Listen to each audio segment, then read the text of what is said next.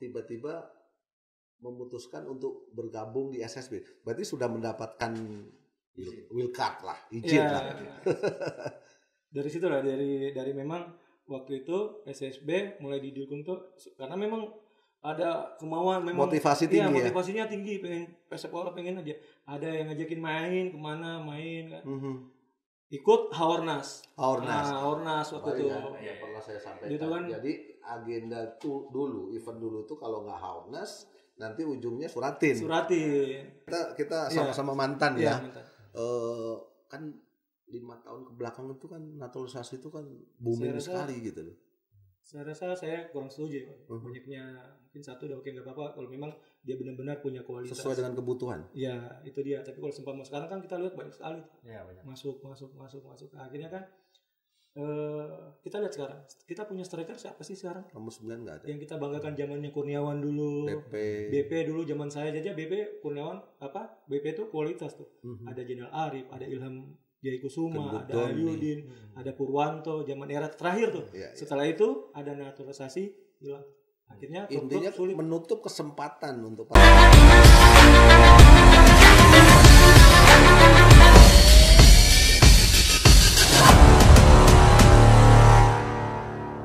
ketemu lagi di Elite Explore TV bersama saya Icong dan saya Supriyono dalam program Ngobrol bareng Elite Explore. Bulan baru. Iya dong. Kan udah di swab. Sudah. Serius gimana sekarang? Biar jaket baru. Karena bintang tamu kita kan dulu kan.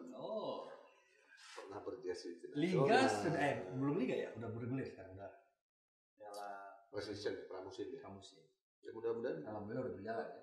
Momen ini bisa dimaksimalkan, terutama prokesnya, agar nanti di Liga 1 itu mereka sudah beradaptasi. Tertib tanpa penonton ya, supaya bisa berkelanjutan. Amin. Ya. Pernah dengar Makassar pasti? Pernah. Sulawesi Selatan. Soto Makassar. Selalu memunculkan makanannya mulu dia, ya kan? Selalu memunculkan pemain-pemain talenta muda. Ya.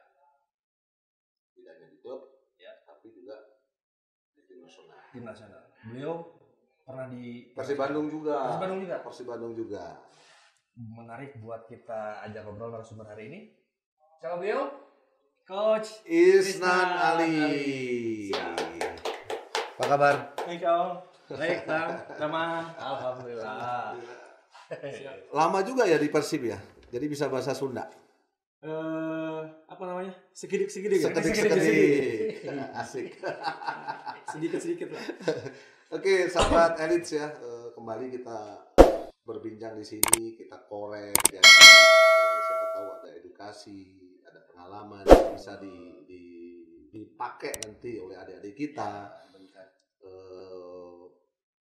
Yang ujungnya untuk pemain nasional lah. Amin. Ya kan. Coach Isnan, siap. Sedikit flashback lah, biasa proses sebelum ke pro kemudian tim nasional itu kan pasti ada rangkaian perjalanan tuh. Coba Coach Isnan bisa menjelaskan perjalanan ketika mengarungi sepak bola itu suka dukanya itu di awal itu seperti apa? Oke, Coach Supri, pertama saya lahir di Kota Makassar. Kita tahu Makassar bagian Indonesia Timur itu salah satu kiblatnya pemain bola. Betul. Kita hanya ada dulu namanya legend kita bukan saja di Makassar tapi Indonesia itu memang menjadi contoh lah ikon di Kota Makassar untuk selalu mendorong putra-putra Makassar itu untuk menjadi pesepak bola. Apalagi kan lingkungan sama lah seperti di Bandung. Betul. Sejarah sepak bolanya karena kita tahu Makassar dan Persib itu kan punya histori atau sejarah yang luar biasa untuk mendorong pemain-pemain untuk menjadi pesepak bola. Apalagi di Makassar banyak sekali lapangan sepak bola, lingkungannya benar. Saya aja tinggal keluar mau sekolah itu selalu melihat orang main bola. Apa jarak rumah dengan lapangan tuh lapangan sepak bola. Mengawali itu mindsetnya memang selalu melihat para atlet-atlet sepak bola di lingkungan. Jadi terobsesi. Obsesi. Dari situ pulang sekolah aja dulu kan ngelihat kalau dulu sekarang kan kelompok usia turnamennya kan ada benar-benar. Kalau dulu kan pakai ukuran tuh. Betul.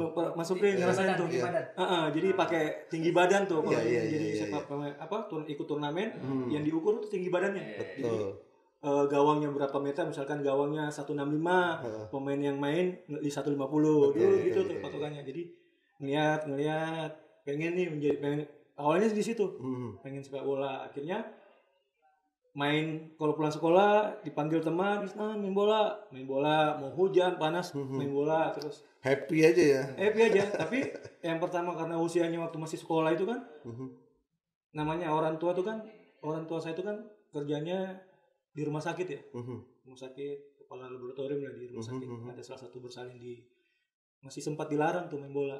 Pergi jauh kadang kalau didapat dimarahin lah, ngapain main bola gitu. Karena lingkungan mempengaruhi teman-teman semua. Akhirnya pas masuk sekolah SMP kelas 1 masuk tuh SSB pertama tuh SSB namanya Bango Putra. Di situ memang SSB itu punya sejarah juga, banyak melahirkan pemain-pemain profesional. Salah satunya Yusrifar Jafar, mungkin Yusrifar tahu, Fahmi Amiruddin. Terakhir ini kan Hamka Hamzah lagi di situ. Ada Adi Setiawan yang generasi sekarang yang paling terakhir di Bangau, yang sekarang main di mana? Adi Setiawan main di Persebaya ya. Itu generasi terakhir. Memang, proses tadi itu kan sempat dilarang tuh. Kok tiba-tiba memutuskan untuk bergabung di SSB? Berarti sudah mendapatkan will card lah, izin lah.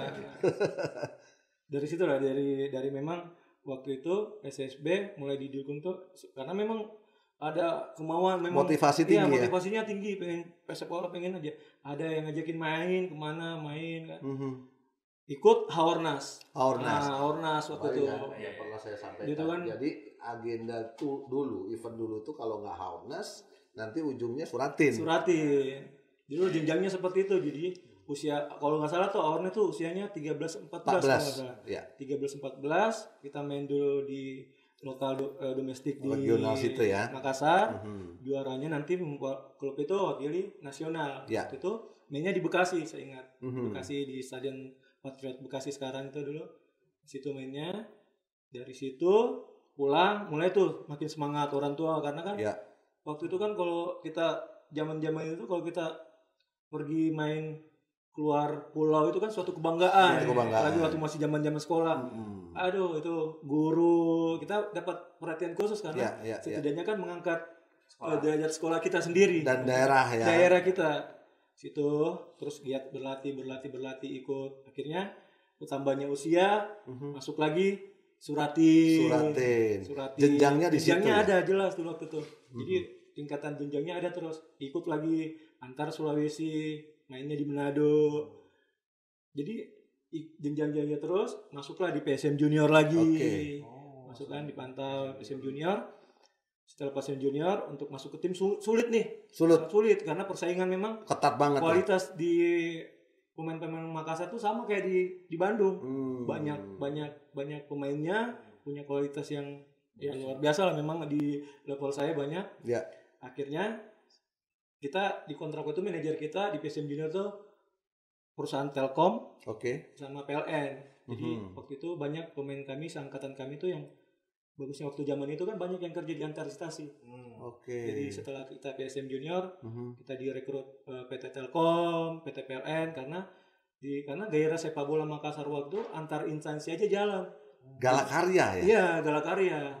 Karena ada lagi tingkatannya di antar instansi aja, mereka main nasional nih. Misalkan juara nanti di Surabaya, di Jakarta. Jadi semangat itu kan luar biasa di Makassar. Semakin ingin menunjukkan kualitasnya di situ ya.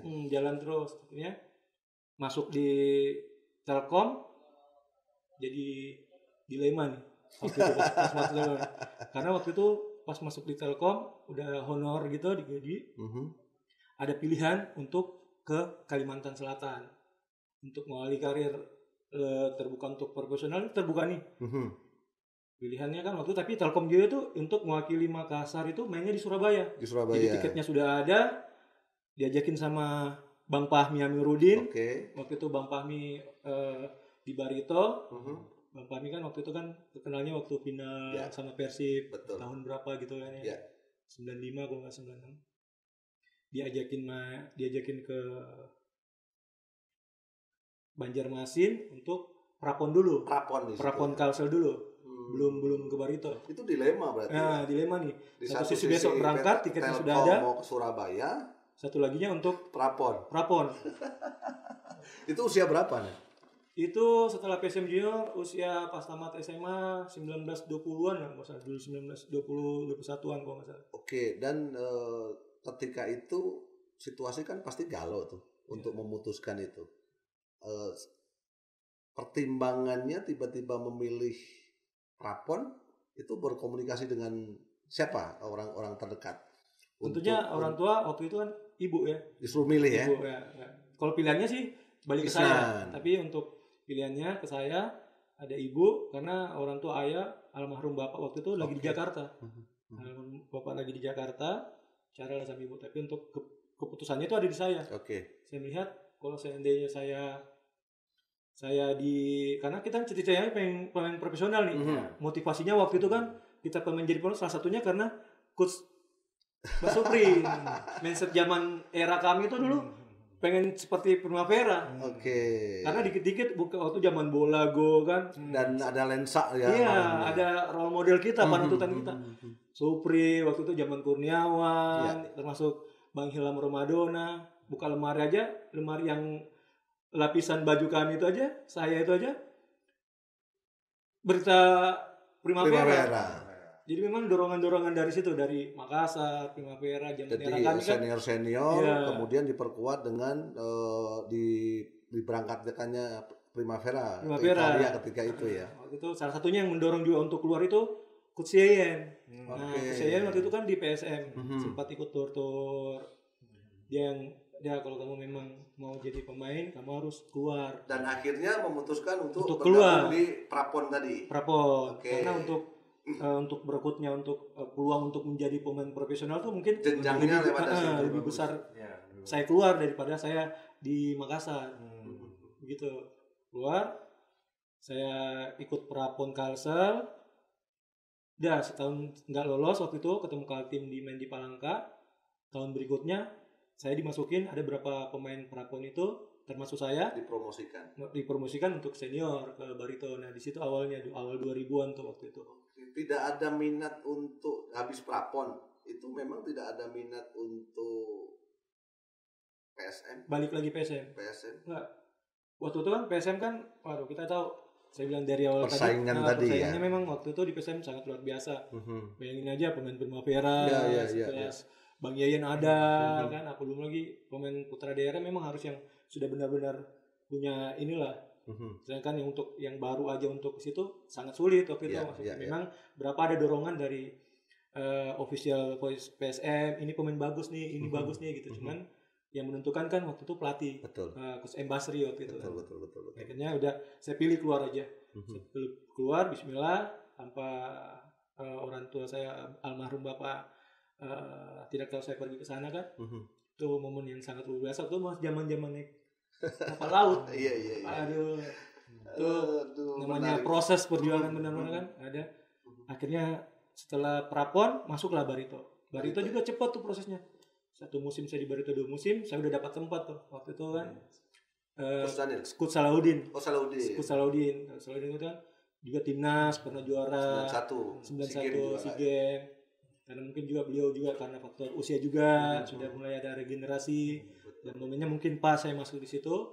2 musim saya di Barito saya sudah dapat tempat tuh. Tempat main reguler kan. Akhirnya saya dipantau bangun untuk masuk seleksi timnas senior PPD waktu itu 2001 2002 kalau nggak salah. Menarik sahabat Elix ya, bagaimana proses panjang jalanannya yang harus dilalui Coach Isnan, kemudian dihadapkan pada 2 pilihan yang Coach Isnan merasa bahwa sebenarnya dia sudah punya jawaban ya untuk meniti karir, tahapan untuk bisa menuju ke era profesional. Dan akhirnya Coach Isnan memutuskan untuk setelah prapon Kalsel bergabung dengan Barito Putra. profesional pertama ya. Betul, profesional pertama gitu ya. Kemudian berarti sudah berbicara kontrak di situ ya. Benar. Ya kan? Berapa klub? Kalau berbicara klub, beliau posisinya awalnya di Barito. Kemudian Persikota Tangerang. Persita Tangerang. Biasa itu kan meraih trofi kan di Sriwijaya. Dari perjalanan di klub-klub profesional pasti ada momen-momen yang Coach Isnan rasakan, tidak hanya trofi di situ, ruang ganti, kedekatan pemain pelatih itu seperti apa? Bisa diceritakan itu. Kalau harmonis ya, ruang ganti itu di era saya kerja sama Coach RD. Coach RD di Persikota. Waktu itu kan memang beliau yang waktu yang pertama setelah Piala Dunia Timnas itu kan kita kerjasama Coach RD di SEA Games. SEA Games waktu dari SEA Games. Nah, di awal itu beliau sudah mau mengajak saya untuk ke Persikota, tapi saya masih bertahan untuk di Barito Putra. Memang waktu itu kan gak etis juga ya, saya dibesarkan menghargai kontrak ya. Saya dibesarkan Barito, tapi tiba-tiba saya harus meninggalkan Barito gitu kan. Mungkin setelah proses waktu itu kan Coach Eda untuk membawa saya ke Persikota, ya saya bilang saya bertahan dulu karena gak enak nih saya dipanggil timnas gara-gara Barito. Saya liriknya besarnya di Barito. Saya bertahan dulu kan. Profesional pertama, kemudian mendapatkan kesempatan timnas berbaju Barito Putra. Baru tahun berikutnya ke musim ketiga saya bersama Barito, baru saya memutuskan hengkang ke Persikota. Itu di musim 2003 kalau nggak salah. Nah, di situ awalnya sama Coach RD. Memang Coach RD lah yang banyak mengajarkan bukan hanya tentang sepak bola ya, tapi bagaimana di luar sepak bola, kepribadian, bersikap sama orang itu sangat penting saya rasa. Attitude di situ ya. Bukan tentang sepak bola aja, banyak hal-hal yang Coach RD yang memang mengajarkan saya ya, jadi tumbuh bukan saja pemain, akhirnya juga banyak mempengaruhi karir saya sebagai pelatih. Oke, sekarang dengan perjalanan panjang Persikota, Sriwijaya, timnas, kegiatan kan sekarang tidak bekerja di kantor ya. Adaptasi yang Coach Isnan lakukan seperti apa? Dari kesibukan main sana dengan klub-klub yang ada, kemudian tim nasional, sekarang sudah gantung sepatu. Pasti kan ada perubahan dari kesibukan, kemudian tidak ada kesibukan. Artinya harus berpikir untuk sepak bola Indonesia gitu. Iya, benar. Kegiatan sekarang ngantor tidak kan? Kantor enggak. Saya memang memang hidupnya di sepak bola ya. Sudah punya keputusan itu ya. Dari sepak bola lah, karena akhirnya banyak mengenal mungkin Ijo, Ruby dan lain teman-teman kan dari semua dari sepak bola. Jadi kalau kita pahami atau pelajari filosofi sepak bola itu banyak kompleks, banyak yang harus referensi banyak ya. Banyak yang kerjaan juga banyak yang bersangkutan sepak bola. Bukan saja kita bisa nendang bola tapi banyak yang harus bisa dikerjakan di sepak bola. Dan sekarang punya SSB? Punya sekarang SSB. Asia ya? Asia 25. Oke, sahabat Elites ya, bagi masyarakat di Banjarmasin ya? Banjarmasin, Kalimantan Selatan, bisa menitipkan putra-putranya ya untuk masuk di SSB atau Akademi Sepak Bola Asia 2 apa? Isnan Ali, Coach Isnan Ali gitu. Yang di situ pastinya tidak akan cuma belajar sepak bola, bagaimana membentuk karakter. Benar, betul. Individu anak-anak gitu. Oke, ke Coach Isnan. Coach Isnan posisi hanya wing kiri ya. Ada pilihan posisi ketika bertanding di back kiri ya. Dulu kan awalnya kan zaman dulu itu kan sayap kiri, sayap kanan. Ya, karena 352 ketika itu 352 belum dia kiri, tatonya kalau ditanyain dulu kan memang posisinya apa, penyerang gitu. Iya. Jadi kalau waktu menyerang tapi banyak bekerja di sektor sebelah kiri. Pertanyaan saya adalah bagaimana sih metode latihan di era sekarang ketika anak punya potensi kemampuan kaki kiri untuk bisa memenuhi 3 momen dalam sepak bola. Defend, offense, transisi. Ini pasti banyak sahabat elit yang ingin mendengar bahwa ini loh Coach Ihsan dulu bisa masuk level tim nasional itu latihannya seperti ini. Kombinasi dengan metode yang ada itu. Mungkin sama Coach Supri ya. Posisinya di bek kiri, bek kanan. Kita alhamdulillah bersyukur bisa merasakan formasi yang 3-5-2 itu. Betul. Karena apa? 3-5-2 itu sudah jadi saya menganggap filosofi saya di bek kiri itu kuat menyerang, kuat bertahan. Jadi karakter saya itu kebangun dari formasi 3-5-2 itu. Betul. Harus ada iya. Jadi kita berterima kasih waktu itu posisi bek kiri karena kita dituntut harus bisa menyerang dan harus bisa bertahan. Makanya untuk anak-anak yang bukan cuman bek kiri aja. Sepak bola sekarang itu tuntutan. Tuntutan itu kan kita dilatih cuman 2. Bagaimana bertahan, bagaimana menyerang. Transisi itu kan kita tanggung jawab kita sebagai pemain pada saat kita kehilangan bola. Iya, otomatis. Nah, ini yang sering kita ajarin ke pemain. Makanya untuk metode latihan aja saya selalu itu kalau kita lihat anaknya dulu Mas Ori. Anaknya bisa passing enggak? Betul. Basicnya dulu kita lihat. Dia bisa passing enggak? Bisa kontrol enggak bagus? Dia bisa dribbling enggak? Jangan dia belum mampu untuk satu ini kita sudah loncat ke atas. Betul. Ya kita asah dulu ininya dulu. Ya. Untuk usia dini ya, untuk anak-anak ya. Beda kalau mereka sudah mengerti passing, kontrol, baru kita bicara bagaimana. Paling pentingnya adalah cara posisi dia dulu. Menempatkan itu paling penting. Posisi dia pada saat bola bergeser kemana, Mas Supri mungkin Mas Supri Coach Supri sudah tahu lah dia senior saya, timnas, panutan saya, tahu lah. Tapi kan kita kebentuknya sudah, ini otomatis kita itu. Dan mungkin itulah yang metode itu yang saya ngajarin ke Akademi Sepak Bola Ihsan ini dengan karakter saya. Kuat bertahan, kuat sehingga saya jadikan filosofi di Asia itu yang saya bangun. Intinya membentuk mindset, pemahaman taktikal, itu kan semua dari fondasi yang terbawah ya. Walaupun tetap ketika kita di SSB di grassroots basic first touch. Kalau dulu kita kontrol ya. Sekarang first touch kan gitu.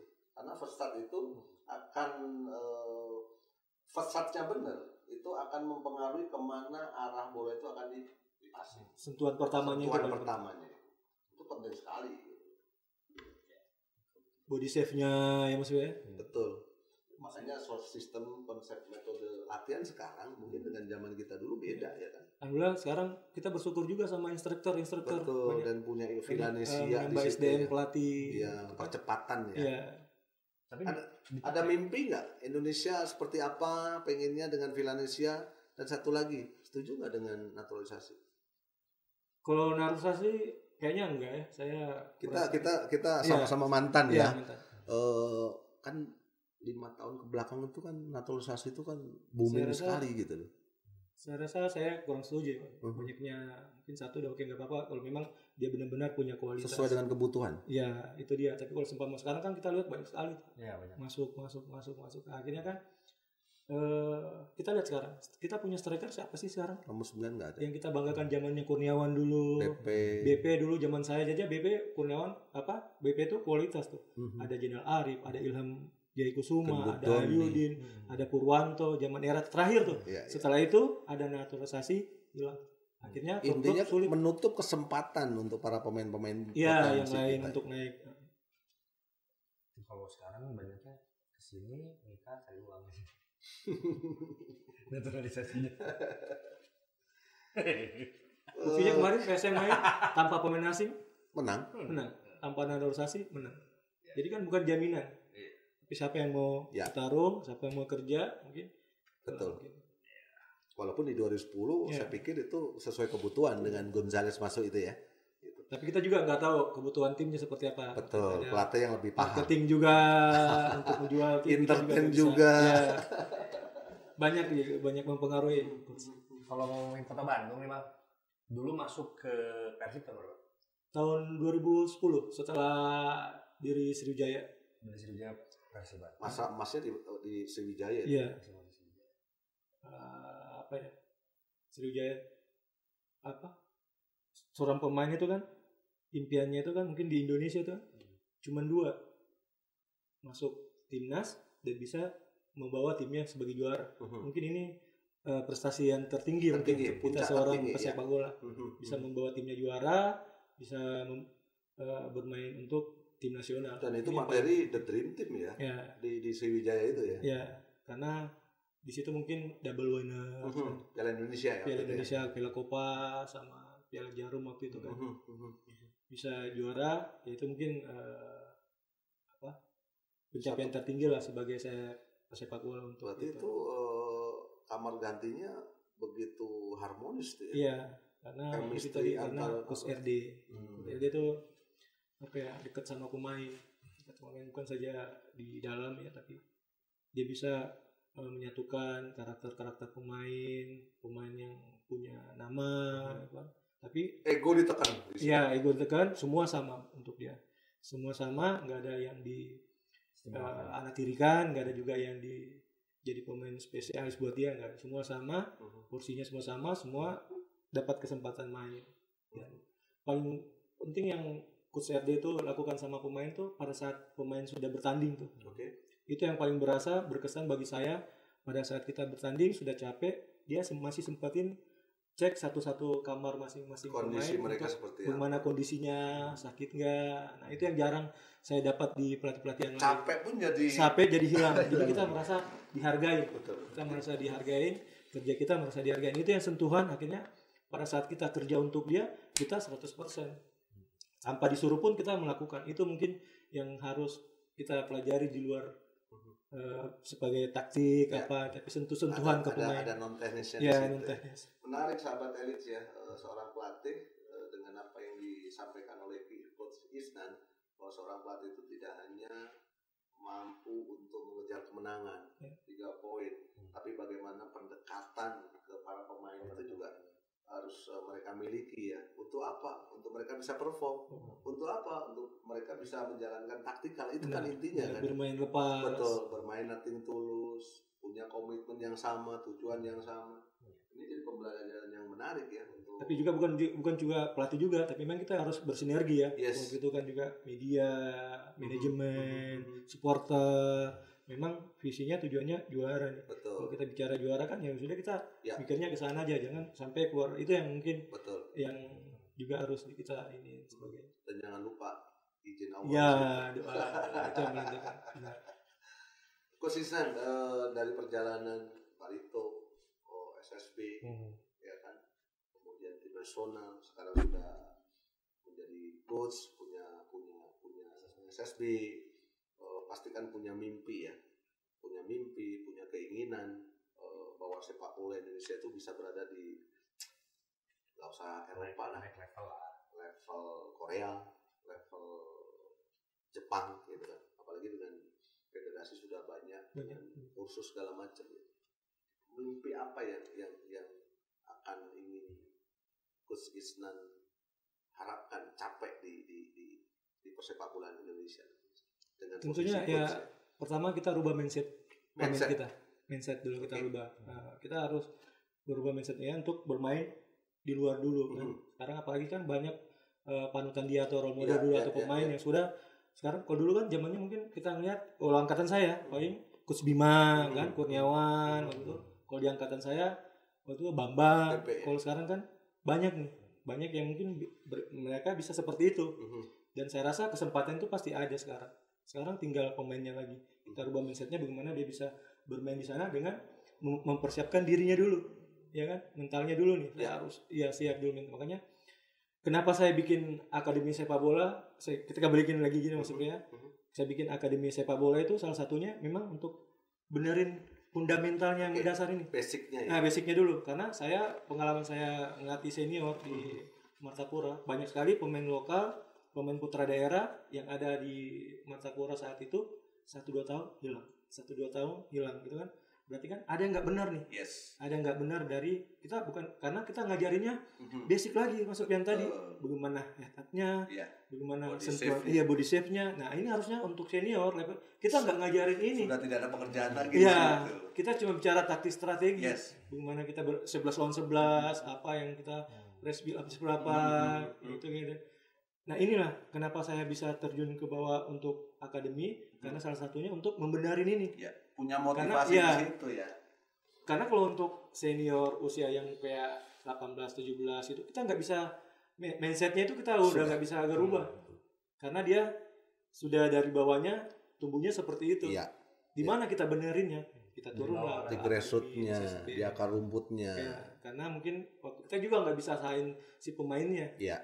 Karena mereka mungkin diajarin waktu itu kalau salah dibiarin. Iya. Ya kan? Pertanyaannya salah dibiarin atau karena SDM-nya nggak paham, itu kan memungkinkan bisa juga. Dua-duanya. Yes. Bisa dua-duanya. Jadi intinya SDM itu sangat penting. Itu paling penting. Itu dua-duanya bisa jadi. Untuk memperbaiki mindset, ya kan, agar mereka memiliki pemahaman ketika di level 18 atau senior. Dari bawah dulu. Jadi ibaratnya kan kita bangun sebuah bangunan. Setuju dong kalau permasalahan kita itu bukan di atas. Bukan di atas. Tapi di bawah. Di bawah. Kita benerin di bawah. Makanya. Cuman pertanyaannya udah nggak banyak yang mau ke bawah. Benar. Malaysia, Thailand bisa maju. Itu bukan dia di atasnya. Dia benerin di bawahnya. Yang latih akademi atau usia dininya Malaysia, Thailand itu dari Eropa. Betul. Itu seperti kalau itunya profesor. Itu dari Jerman, akademi Portugal yang besarin Ronaldo, mereka ngambil untuk benerin. Jadi jangan kita melihat prosesnya tim seniornya bagus. Enggak, prosesnya dia ngelakuin di bawah. Padahal mereka jadi regenerasi untuk mereka nanti yang di atas kan. Kalau basicnya, mindsetnya salah ya pasti akan begini hasilnya. Mudah-mudahan ini para pendengar bisa asik mendengarkan obrolan kita, terutama mindset ya. Mindset bermain sepak bola itu harus seperti apa, pemahaman taktikal itu harus seperti apa, dan harus dikembangkan di level mana. Ini yang menarik kan, di level bawah, di level grassroots. Karena ketika di 18 ataupun senior, permasalahan basic itu harusnya sudah tidak usah diperbaiki lagi, tinggal berbicara taktikal. Bang Icang mau ada pertanyaan apa? Kalau dipupuk lagi dari bawah berarti mengharapkan Indonesia untuk menjadi lebih baik 12 tahun kemudian. Jangankan berbicara 12 tahun, intinya kita harus percaya dengan proses dan harus sabar. Karena nggak ada yang instan. Kalau kita bicara proses kan kita harus melewati. Tapi belum ketinggalan ya, karena Malaysia, Thailand tidak ada sih istilah Indonesia baru. Mendingan kita berbuat sesuatu daripada enggak, kan begitu. Kan setidaknya kan hal positifnya kan sudah kelihatan juga. Ya mungkin sekarang kan kita ngelihat pemain-pemain kita kan, alhamdulillah banyak nih yang di Eropa, di Asia yang berani main. Itu kan suatu pencapaian. Nah, tinggal kita gimana lagi. Intinya kesempatan itu sebenarnya dengan sepak bola sekarang itu lebih terbuka kan. Tapi kalau kitanya basicnya nggak kuat, nggak mungkin dong kita mau rekomendasiin. Kita berani, iya kan? Reputasi lagi. Reputasi kita. Benar. Maksudnya mau ngasih pemain ke Sabah Malaysia mungkin ke Coach Kurniawan yang di ini kan kapasitasnya. Iya, kredibilitas kita nanti. Standarnya, speknya masuk nggak? Sedikit lah kalau Kang Icong tadi berbicara, berarti 12 tahun. Sekarang ada satu pertanyaan. Spanyol itu juara Piala Dunia tahun berapa? 2008. 8. Ya. Kemudian 2010, 2012. Iya kan? Piala Dunia, Piala Eropa. Artinya rentang berapa ratus tahun dengan estimasi budget yang udah berapa triliun, mereka baru bisa juara Piala Dunia di 2008. Kalau berbicara 12 tahun, terlalu pendek. Iya kan? Mereka sarana pasti keren. Iya kan? Tapi mereka baru mendapatkan predikat juara Piala Dunia di 2008. Crossing aja, berdiri Spanyol tahun berapa? Artinya tidak instan. Kita harus sabar. Tempatkan SDM yang punya kemampuan atau gelar profesor di level grassroots. Intinya di situ adalah sistem yang sistemnya benar. Ya, berarti bersabarlah. Ya, harus bekerja keras. Harus kerja keras. Kolaborasi, stakeholder, siapapun, mantan, ya kan, agar penulis mindset, ya kan, itu bisa memenuhi tuntutan sepak bola modern sekarang. Jangan satu lagi, jangan sampai ada yang membuat akademi atau sekolah S2 tuh dianggap saingan. Yes. Nggak boleh. Nah, Dan ini dia banyak yang seperti dibuat berarti ada seperti itu. Enggak, bukan. Ini ngerubah mindsetnya. Mindset. Ini kita bicara ngerubah mindset. Sama. Jadi kita ngerubah mindset. Jadi kebanyakan kan kalau ada yang membuat seperti itu dianggapnya saingan. Yang dibuat saingan tuh pemain. Akhirnya dia nanti akan muncul jadi yang terbaik. Betul. Mengeluarkan kemampuan dia yang terbaik dengan kompetisi yang alhamdulillah sekarang kan seminggu mereka main. Seminggu itu sangat penting karena usia dini paling banyak itu di bertanding 30 match ya. 30 match. Ya. Harusnya. Dan tempaan mereka memang harus kompetisi berjenjang dan berkesinambungan. Dan kita sebagai pelatih tugasnya kan untuk program latihan atau materi itu kan dari pertandingan. Mereka. Kekurangannya apa? Mereka kurang lebih enak mengevaluasi ya. Nah. Kalau di Banjarmasin sana fasilitas bagus kan? Fasilitas ini mulai ini ya. Udah banyak. Ada lapangan sintetis, ada berapa lah sudah mulai gairahnya mulai inilah. Naik. Ya memang kita nggak bisa ketinggalan lah. Kita nggak bisa bilang samakan kayak di Jakarta, di Bandung, di Jawa. Sekarang lagi. Tapi itulah tugas kami yang ada pelatih-pelatih yang mantan-mantan pemain Barito atau tim nasional yang ada untuk mengembangkan atau untuk mendidik mentalnya anak-anak kita untuk menjadi pemain profesional. Dukungan pemerintah? Iya, luar biasa. Di sana sudah ada pemerintah, di swasta pun juga. Cuman memang yang kita rubah tuh mindsetnya. Kadang anak-anak di sana kan tuh kan, ya udah nggak apa-apa saya nggak main bola. Padahal dia mimpinya di pemain profesional nih. Nggak apa-apa, yang penting orang tua saya bisa hidupin. Nah ini yang kita yang mau dirubah. Kita lihat sekarang pemain di Banjarmasin, di Bandung siapa yang kita kenal? Ada. Coba kayak di Bandung kan, Makassar. Nah, apalagi ada satu langkah yang positif ya untuk Asnawi ya. Itu kan Asnawi bisa main di Korea. Kan? Itu bisa jadi motivasi untuk anak-anak muda gitu kan. Walaupun seniornya sudah banyak yang muncul di persepak bola Indonesia. Mudah-mudahan kotanya juga lebih bagus lagi mencetak pemain-pemain. Almarhum Roni kan siapa? Makassar juga. Makassar. Kalau kita bicara Makassar luas ya. Waduh, maksudnya untuk pemain ya banyak lah. Banyak. Saya emang di Bandung. Almarhum Makassar. Om Roni Patin. Oke, Isnan, panjang lebar kita berbicara, ya kan? Saya pengen dengar Dream Team. Oh ya udah, silakan. Starting 11 menurut siapa aja kira-kira menurut Isnan? Penjaga, dari kiper, striker, pelatih. Dari kiper. Ferry Rutin Sulu. Ferry, oke. Sriwijaya dulu ya. Iya, Sriwijaya dulu ya. Sriwijaya dulu. Enggak, soalnya dia bareng Sriwijaya, bareng tim nasional. Oke. Enggak, soalnya dia salah satu kiper yang tipikal modern. Waktu itu dia sudah kuat di kaki ya. Bisa build up, membangun serangan. Nah, itu yang diajarin sekarang sama kiper-kiper. Ferry sudah menjalankan. Ferry sudah menjalankan. Kanan. Wingback kanan. Wingback kanan Agung Setabudi. Agung. Ya. 96 tuh Piala Asia. Kiri, wingback kiri. Saya aja ya. Boleh. Boleh. Nanti kalau saya nggak masuk nggak main. Karena Mas Supri idola waktu itu, tapi dia cepat berhenti. Tapi waktu itu Aji Santoso lah. Aji Santoso. Dua center back. Karis Julianto. Sama Karis Julianto. Asing apa lokal? Bebas aja. Yang menurut Isnan aja. Kan dream teamnya Firmansyah. Tim impian Isnan. Oke. Firmansyah. Jadi kipernya Ferry, bek kanan Agung Setabudi, Karis, Firmansyah, Aji Santoso, gelandang bertahannya Bima Sakti. Budi Sarsono. Sama Punario. Dua lagi. Strikernya Bambang. Udah berapa nih? 10 lagi. Bambang. Siapa?